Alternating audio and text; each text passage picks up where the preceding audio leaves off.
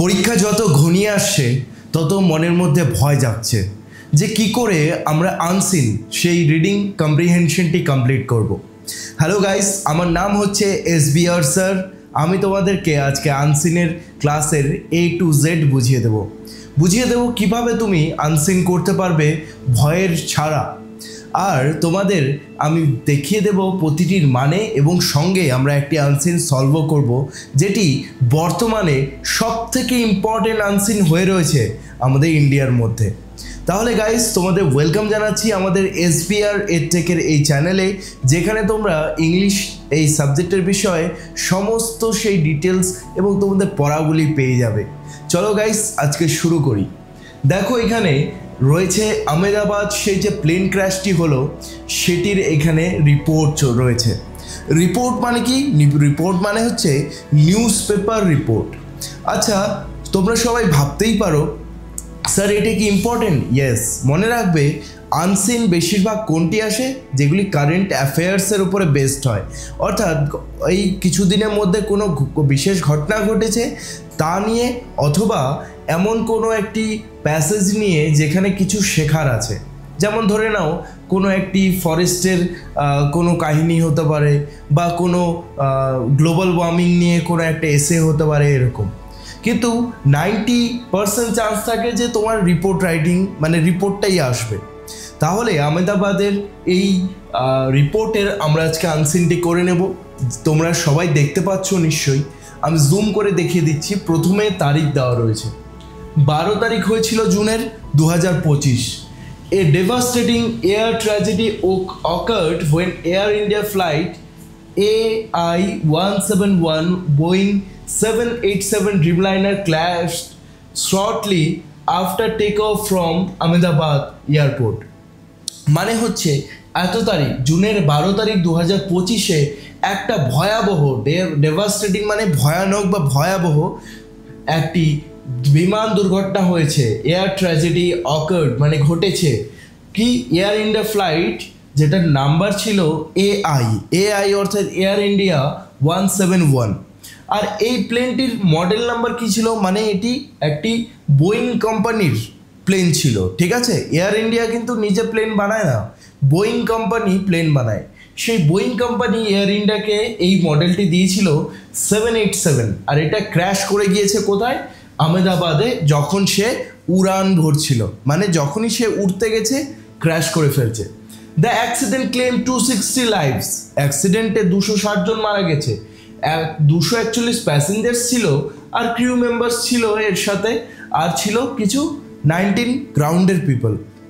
মানে হচ্ছে সেই প্লেনের মধ্যে 241 প্যাসেঞ্জার, যেখানে ক্রিউ মেম্বার মানে পাইলট ছিল এবং সেই এয়ার হোস্টেসরা ছিল, আর 19 জন নিচে ছিল মাটিতে। তারা একটি মানে হোস্টেলে ছিল, যেখানে তারা খাবার খাচ্ছিল, তাই না? আমরা সবাই জানি তারা মেডিকেল স্টুডেন্ট ছিল। আচ্ছা, যারা ভাবছো যে স্যার এখানে ট্রিক্স বলে দেবেন তো কীভাবে করতে হবে, অবশ্যই বলে দেবো, কিন্তু বাংলাটা জেনে নেওয়া জরুরি, তাই না? কি বলা যায় না যে এটি চলেও আসতে পারে, বেঙ্গলিটা অবশ্যই জেনে রাখো। তারপর miraculously one passenger Vishwakumar Ramesh survive the crash. আশ্চর্যজনকভাবে বিশ্বকুমার রমেশ নামে একজন এই ক্র্যাশটিতে সার্ভাইভ করেছে, মানে বেঁচে গেছে। The preliminary investigation report released on July 8, 2025 revealed several important findings। প্রাথমিক যে ফাইন্ডিংস মানে তদন্তগুলো হয়েছে, তাতে কবে রিপোর্ট এসেছে? জুলাইয়ের 8 তারিখ, মানে দুদিন আগের ঘটনা। দুদিন আগে এটা জানা গেছে, অনেক ইম্পর্টেন্ট ফাইন্ডিংস পাওয়া গেছে, ঠিক আছে? রিপোর্ট বেরিয়েছে। Investigators are examining the aircraft engine fuel control switches as possible cause.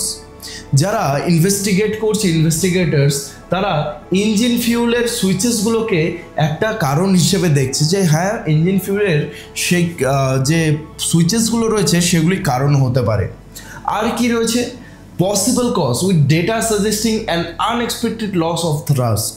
মানে প্লেনটা যখন উড়তে গেছিল তখন সে তার থ্রাস্ট পাচ্ছিল না। থ্রাস্ট মানে হচ্ছে কি? থ্রাস্ট মানে হচ্ছে যে দমটা বলে, ঠিক আছে? বাইকে দেখবে যখন চালালে বাইকের যে জোরটা থাকে, সেরকম প্লেনটা জোর পাচ্ছিল না টেক অফের সময়। তার জন্য এটা হয়েছে, মানে উড়তে পারছিল না। ওকে, তারপর for the first time in India's aviation history, the black box recording were successfully decoded within the country, marking a significant achievement in accident investigation. প্রথম মানে ভারতবর্ষের প্রথম উড়ান হিস্ট্রিতে, মানে এই বিমানের হিস্ট্রিতে, ইতিহাসে প্রথমবার ব্ল্যাক বক্সের যে রেকর্ডিংস থাকে, ব্ল্যাক বক্স কোথায় থাকে? প্লেনের মধ্যে। সেটি প্লেনের সমস্ত কিছুকে রেকর্ড করতে থাকে, যে প্লেনের ইঞ্জিন কেমন চলছে, প্লেনের সব ককপিটে ঠিক আছে কিনা, সব কিছু সে রেকর্ড করতে থাকে। তো সেই রেকর্ডিংসগুলো কিন্তু একটা আলাদা ল্যাঙ্গুয়েজে থাকে, কম্পিউটার ল্যাঙ্গুয়েজে। সেটাকে ডেকোড করতে পেরেছে কারা? ইন্ডিয়ানসরা, মানে বাইরের দেশে তারা পাঠায়নি সেটাকে ডেকোড করার জন্য। আর এটা ইন্ডিয়াতে প্রথম ঘটেছে সেই এয়ার হিস্ট্রিতে, মানে এয়ার ইন্ডিয়া হিস্ট্রিতে। ওকে, মানে প্রথম ইন্ডিয়াতে ব্ল্যাক বক্স এটা ফাইন্ডিংস করা হয়েছে, ডিকোড করা হয়েছে। Experts from international aviation bodies and aircraft manufacturers are assisting in ongoing probe. মানে এই যে তদন্ত চলছে, বাইরের দেশের ইন্টারন্যাশনাল এক্সপার্টস এবং যারা এয়ারক্রাফট বানায় সকলে মিলে মানে সাপোর্ট করছে ইন্ডিয়াকে। While initial findings ruled out mechanical failure and fuel contamination, the final report may take several months to complete. মানে হচ্ছে এখানে কি বলা হয়েছে, প্রথমে এই যে প্রাথমিক রিপোর্ট বের করা হয়েছে, এখানে হয় মেকানিক্যাল ফেইলিয়ার হতে পারে। মেকানিক্যাল ফেইলিয়ার মানে কি, কোনো ইঞ্জিনে পাওয়ার চলে গেছে, বা প্লেনের মধ্যে কোনো মেকানিক্যাল ফেইলিয়ার আছে, মানে যান্ত্রিক যেটাকে বলা চলে। বা এমনও হতে পারে যে যেই ফিউয়েলটা দেওয়া হয়েছিল, ঠিক আছে, মানে যেই জ্বালানিটা তার ভেতরে দেওয়া হয়েছিল, পেট্রোল ডিজেল যেটা বলি আমরা, সেটাতে কিছু নিশ্চয়ই খুঁত ছিল। খুঁত মানে হচ্ছে সেটাতে হয়তো বেশি আবর্জনা ছিল। মনে রাখবে, পেট্রোল বা ডিজেল কিন্তু যখন মাটি থেকে উঠে আসে সেখানে কিন্তু ওটা শোধন করা হয়।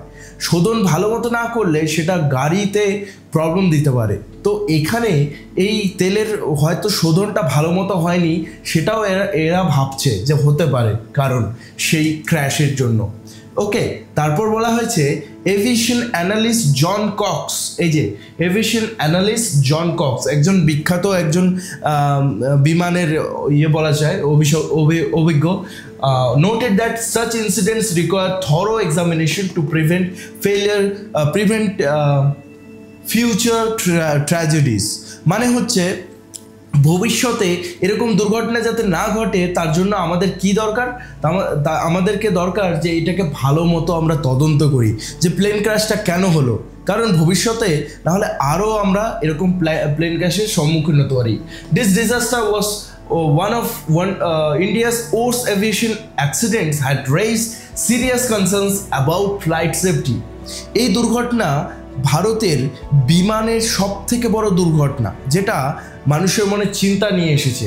Authorities have placed to review and strengthen safety protocols to ensure passenger security.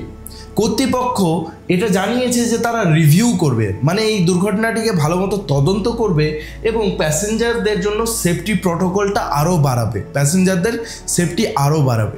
তারপর the incident serves as a somber reminder of the importance of stringent aviation standards and continuous improvement in the air travel safety measures. মানে এই যে ঘটনাটি ঘটেছে এটা দিয়ে আমাদের এটা বারবার মনে করে দেয় যে উড়ানের সময় বা বিমানের এই যে সুরক্ষা নিয়মাবলীগুলো যেগুলো সঠিক হওয়া কতটা প্রয়োজন। মানে গাড়িতে তো এয়ারব্যাগ রয়েছে, সব কিছু, মোটরসাইকেলেও ব্রেকিং, এবিএস এসব আসছে, কিন্তু বিমানের ক্ষেত্রে সেগুলি কি কন্টিনিউয়ালি মানে করা হচ্ছে, ইমপ্রুভ করা হচ্ছে?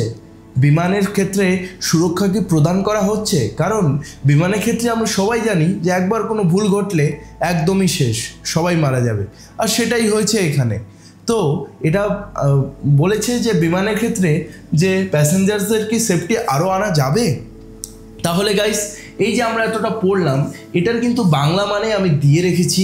আমাদের যে SBR EdTech অ্যাপটি রয়েছে সেটি ডেসক্রিপশনে তুমি লিঙ্ক পেয়ে যাবে, সেখানে গিয়ে ডাউনলোড করে নাও, কারণ এই অ্যাপের মধ্যে এই আনসিনের পুরোটা তুমি পেয়ে যাবে। আরও এরকম 30টিরও বেশি, বা বলতে গেলে অনেকগুলি আনসিন তুমি পেয়ে যাবে, যেগুলি মোস্ট ইম্পর্টেন্ট। আর এগুলি কিন্তু পরীক্ষায় 100% গুরুত্বপূর্ণ।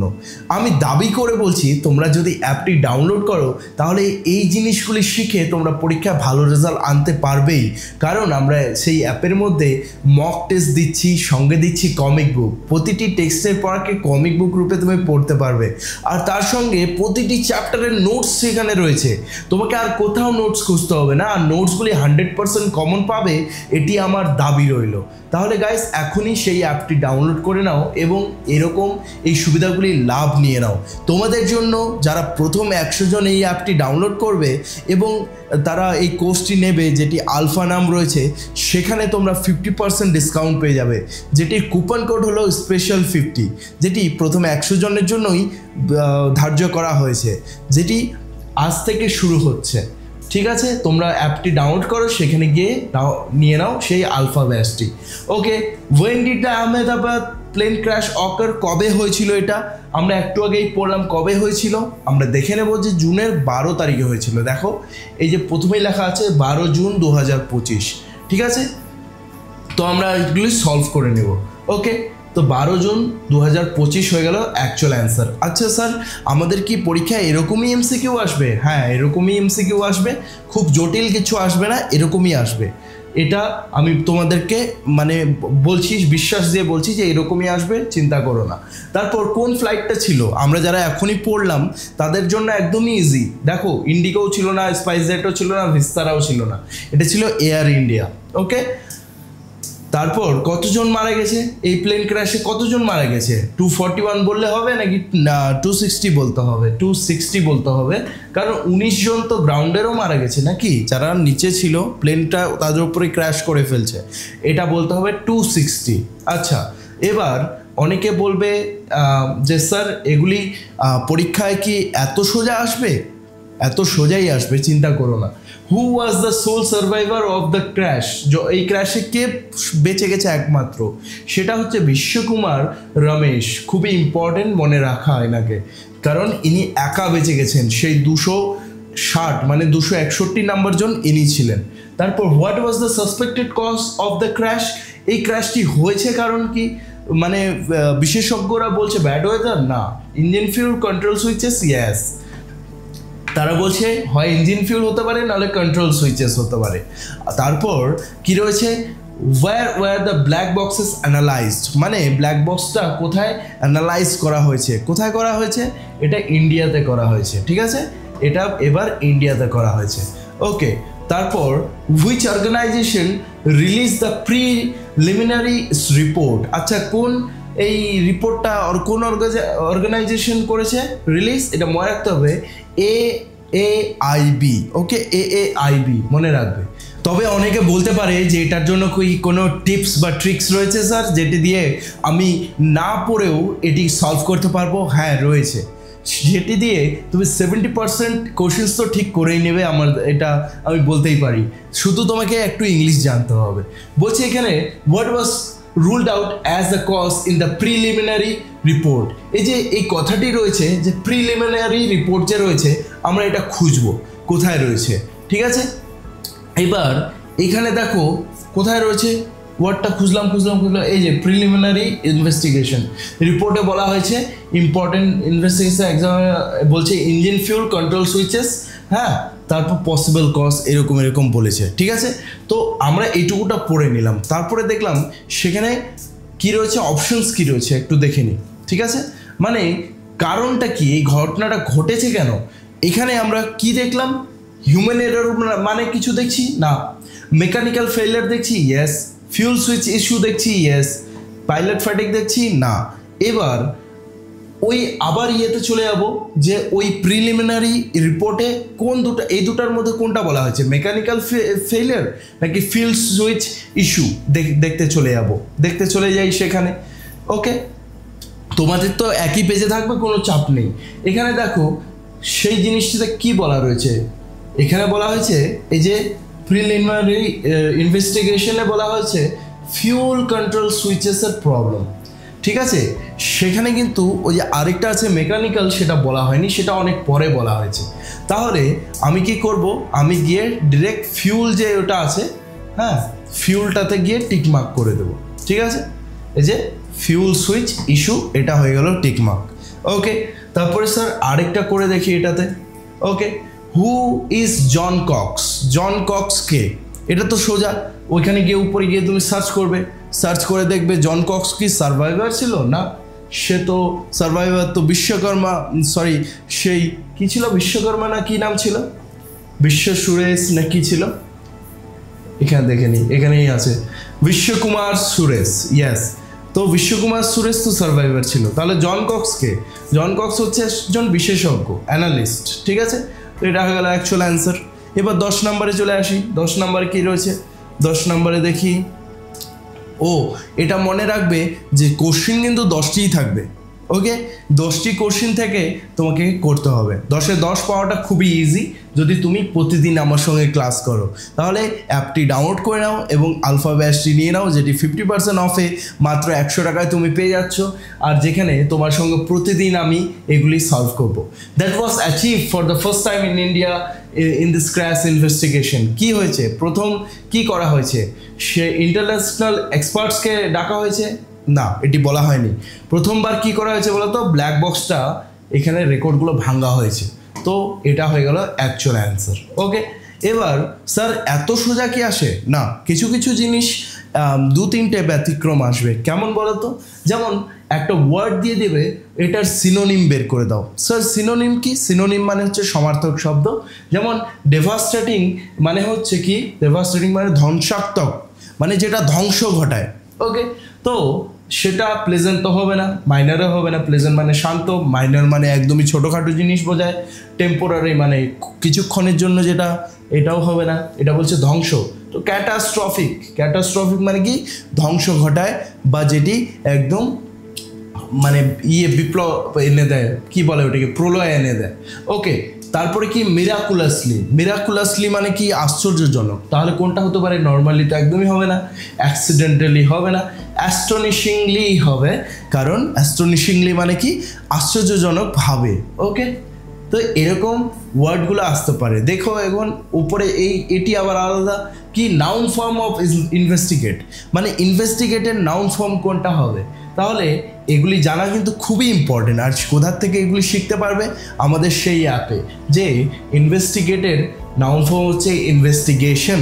ঠিক আছে, ইনভেস্টিগেটের নাউন ফর্ম হলো কি? ইনভেস্টিগেশন। তাহলে গাইস, আমি আশা করছি তোমাদেরকে আমি ভালো মতো এই আনসেনটি বোঝাতে পারলাম, যেখানে তুমি আমার সঙ্গে প্রথম এই আনসেনটি করলে, যেটি খুবই ইম্পর্টেন্ট। আর আমাদের অ্যাপটি ডাউনলোড করে সেখানে কিন্তু তুমি অনেক এরকম বেশি ফিচার্স পেয়ে যাচ্ছ, যেখানে মক টেস্ট দিতে পারবে, নোটস পেয়ে যাবে, কমিক বুকস পেয়ে যাবে। আরও প্রতিদিন আমাদের কিন্তু সেই মক টেস্টের কন্টেস্টও হয়, যেখানে তুমি শুধুমাত্র 100 টাকার বিনিময়ে জয়েন হয়ে ওর থেকেও 4-5 গুণার বড় বড় গিফট কিনে, মানে গিফট পেতে পারো, যেটি আমি তোমাকে পার্সোনালি তোমাকে সেন্ড করব। আবার দেখা হবে। See you soon guys.